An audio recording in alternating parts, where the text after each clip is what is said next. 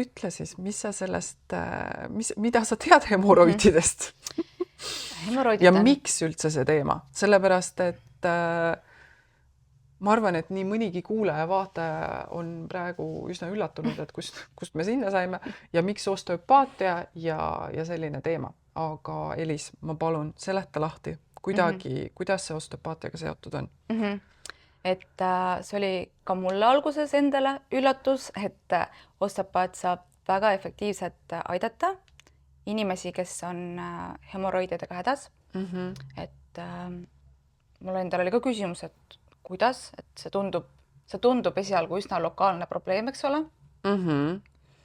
Ja tavameditsiinis ma tean, et ongi sellised lokaalsed lahendused, et küünlad, salvid, operatsioonid.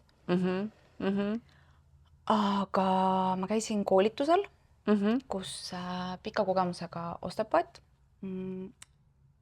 õpetas, kuidas meie saame väga efektiivselt inimesi, kes on hemoroididega hädas, aidata. Et tema kogemusel siis 9-10 saab abi osteopaadilt ja 9-10. Just, et väga kõrge selline efektiivsuse tase.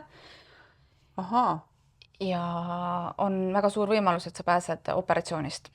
Okei. See on tõesti hea alternatiiv. Just, ja sellepärast ma pidasingi vajalikuks, et sellest võiks rääkida, et inimesed teaksid, et kui ma olen sellega hädas, sest et neid inimesi on üha rohkem ja nagu ma aru saan, ka üha nooremad inimesed on hemoroididega hädas, et siis tasub osteopaadi poole pöörduda, et miks see nii on? Mida osteopaat teeb sellega? Kuidas meie töötame? Ja, kuidas osteopaatia, kuidas sa töötad sellega, mis sa teed? Et on vaja mõista, et hemoroidid on, eks ole, veeni laiendid.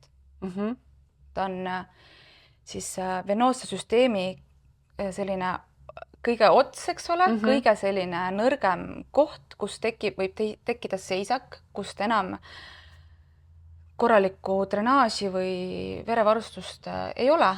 Pärakupaise. Jah, pärakupaise. Räägime eesti keeles.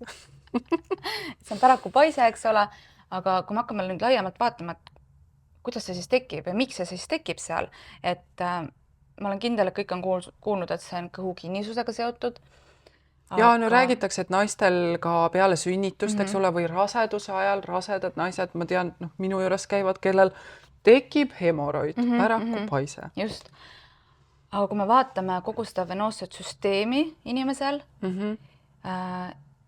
siis see ongi tegelikult jälle, see on kogu keha probleem, see ei ole lokaalne, et kuskil selles venoosses süsteemis, alustades maksast, kogu see õõnes veen, mis liigub alla siis pärakusse välja, et seal on kuskil takistus.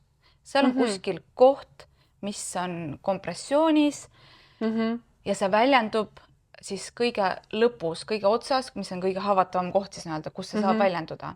Midagi surub kusagile ja siis ta kusagilt annab järgi, tuleb välja.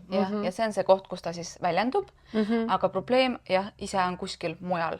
Et selleks ongi osteopaatidel väga head testid ja tehnikad, et üles leida, kus see takistus on, kus see surve on, kust ei liigu verevarustus hästi ja siis see vabastada. Kindlasti maks on hästi seotud, et kuidas see maks seal meil kehas on, kas ta on vaba liikuv, kas tal on ruumi, eks ole. Okei. Mul sellega tuleb kohe, mis sa ütled, et probleem on siin surve või see, mis iganes takistus on ühes kohas ja see avaldub teises kohas. Sa kindlasti ka mäletad seda osteopaatilist pilti, kus on kass, kes karjub, kes on täiesti sümpaatilises närvisüsteemis on ju selline ja siis keegi seisab tal saba peal, et ta karjub ühelt poolt ja me peame lihtsalt selle jala sealt saba pealt ära võtma, et ta vakka jääks, et see on see, mida sa teed hemoroididega, ma saan aru. Jah. Okei, jaa, aga mida veel hemoroididega? Aga samamoodi ka raseduse ajal ja peale rasedust samamoodi võib tulla osteopaadi juurde, saab abi, et see sobib kõigile, kellel on sellega probleemi. Et ei pea häbenema, ei pea muretsema. Et see ei ole midagi sellist, mida peaks häbenema. Ja need ei ole otsesed tehnikad, need on kaudsed, eks ole, selles mõttes, et me töötame. Ja see võib-olla on ka oluline öelda, et tehnikad ei ole invasiivsed. Ei ole invasiivsed, et me töötame ikkagi vaagnaga, verevarustusega ja et ei pea muretsema, et tasub proovida, et julgustan andma võimaluse, et kui on see probleem, et tule ja proovi. Ja, igal juhul. Ja see on ju tegelikult, kui sellest probleemist lahti saada, siis see ju muudab elukvaliteeti väga palju.